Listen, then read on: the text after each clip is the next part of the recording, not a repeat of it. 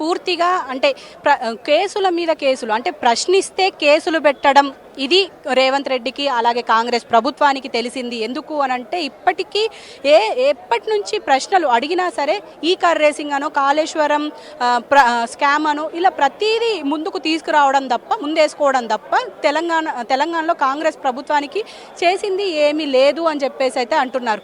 మరి ఏదేమైనప్పటికీ అంటే బీఆర్ఎస్ మాత్రం ఎక్కడ జనకదు, ఈ కేసులతో భయపడదు అని అయితే చాలా క్లియర్గా తెలుస్తుంది.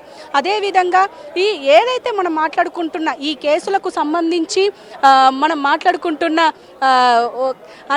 మీరు చెప్పండి రాకేష్ రెడ్డి గారు, అంటే పూర్తిగా ఈ కేసులకు సంబంధించి అంటే ఎప్పటికప్పుడు ఒక కేసు ముందరేసుకుంటుంది ప్రభుత్వం. మరి ఇందులో ఇప్పుడు ఈ ఫోన్ ట్యాపింగ్ వ్యవహారం దీనికి గురించి మీరేం చెప్తారు?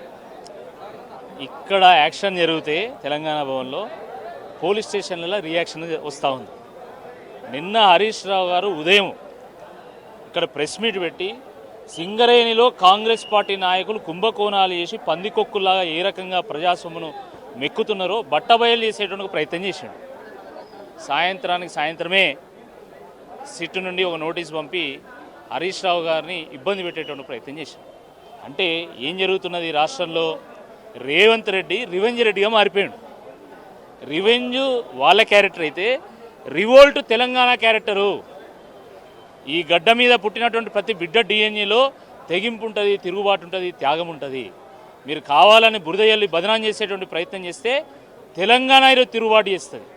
ఎందుకంటే ప్రతిపక్షంగా ఈరోజు బీఆర్ఎస్ పార్టీ ప్రజలకు ఎప్పుడు ఎక్కడ ఏ ఆపద వచ్చినా కూడా హైడ్రా కానీ మూసీ కానీ లేదా గురుకులాల విషయంలో కానీ ఫీజు రీయింబర్స్మెంట్, స్కాలర్షిప్, ఉద్యోగాలు, యూరియా ఏ సమస్య వచ్చినా కూడా బీఆర్ఎస్ పార్టీ లేచి నిలబడి ప్రజల కోసం కొట్లాడుతూ ఉన్నది కాబట్టి, ప్రజల కోసం గర్జిస్తూ ఉన్నది కాబట్టి ఆ గర్జన చేసేటువంటి గొంతులను పిసుకుతే అయిపోతుంది అనేటువంటి ఒక కుట్ర ఈరోజు కాంగ్రెస్ పార్టీ నాయకులు చేస్తూ ఉన్నారు. అంటే సంవత్సరాలుగా కాంగ్రెస్ ప్రభుత్వం చేసింది ఏం లేదు. మున్సిపల్ ఎన్నికల్లో ఇప్పుడు చెప్పుకోవడానికి కూడా ఏం లేదు కాబట్టి మున్సిపల్ ఎన్నికల్లో ఇది సింబల్ మీద జరిగేటువంటి ఎన్నిక కాబట్టి ఘోర ఓటమి తప్పదనేటువంటి ఒక భయంతో అటెన్షన్ను డైవర్ట్ చేయడానికి ఈ రకమైనటువంటి కుట్ర చేస్తూ ఉంది కాంగ్రెస్ ప్రభుత్వం. ఇది అందరూ కూడా చూస్తున్నారు. గత వారం రోజులుగా మనం చూస్తున్నాం కాంగ్రెస్ పార్టీ మంత్రులు, ముఖ్యమంత్రి ఏ రకంగా వాటాల కోసం మూటల కోసం రోడ్డుకెక్కి ఈరోజు కొట్లాడుకుంటున్నారో మనందరం కూడా చూస్తున్నాం. కాంగ్రెస్ ప్రభుత్వం యొక్క ప్రతిష్ట మసకబారిపోయింది కాబట్టి దాని నుండి గట్టెక్కడానికి మళ్ళీ ట్యాపింగ్ కేసును తెర మీద తీసుకొచ్చేటువంటి ప్రయత్నం చేసిండ్రు. ఫోన్ ట్యాపింగ్ కేసులో ఏమున్నదని నాకు అర్థం కాదు. ప్రభుత్వాలు అన్నప్పుడు రక్షణ కోసము, నేరాలను కట్టడి చేయడం కోసము ఈరోజు మరి ఇంటెలిజెన్స్ డిపార్ట్మెంట్ పనిచేయదా? అసలు ప్రభుత్వ అధినేతలతో సంబంధం లేకుండానే అధికారులు ఎప్పటికప్పుడు మరి విదేశీయుల నుంచి జరిగేటువంటి కుట్రలను ఛేదించడానికి, నేరస్తులను కట్టడి చేయడానికి ఎప్పటికప్పుడు ఫోన్ ట్యాపింగ్ చేస్తారు. ఏం రేవంత్ రెడ్డి ప్రభుత్వంలో ఫోన్ ట్యాపింగ్ జరుగుతలేదా? కానీ రేవంత్ రెడ్డి ఆదేశాలు ఇస్తేనే జరుగుతుందా? డీజీపీ స్థాయిలో వాళ్ళు నిర్ణయం తీసుకుంటున్నారు. గత ప్రభుత్వంలో కూడా తీసుకొని ఉండొచ్చు.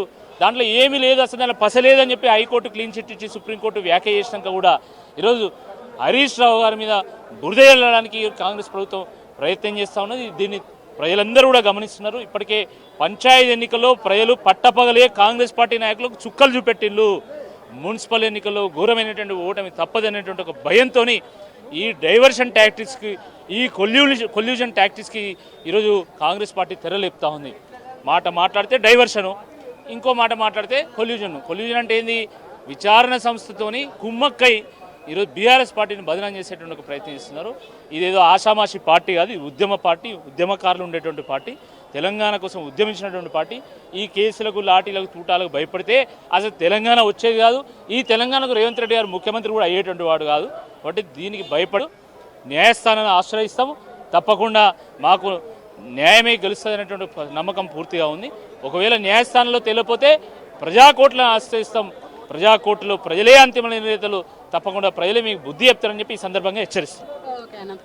చూస్తున్నారు కదా, మొత్తానికి అంటే బీఆర్ఎస్ నేతలు కావచ్చు, కార్యకర్తలు కావచ్చు, ఎవరైనా సరే ఇప్పుడు హరీష్ రావు వెనకే ఉంటాము, ఏ కేసు అయినా సరే మేము అసలు జంకేది లేదు అని అయితే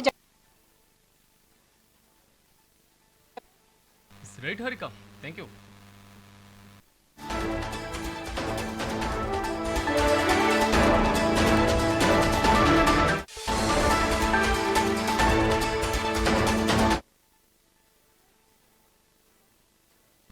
ఇవి బులెటిన్ అప్డేట్స్ చూస్తూనే ఉండండి మెగా 9 టీవీ.